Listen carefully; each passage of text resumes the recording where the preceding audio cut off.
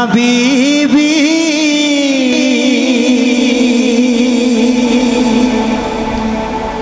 নৰ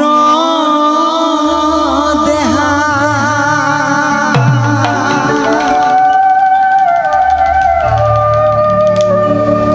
অজৰ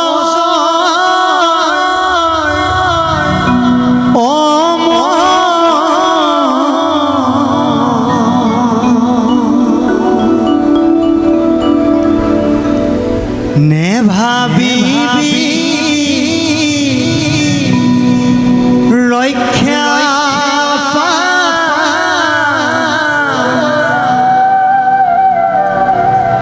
ধন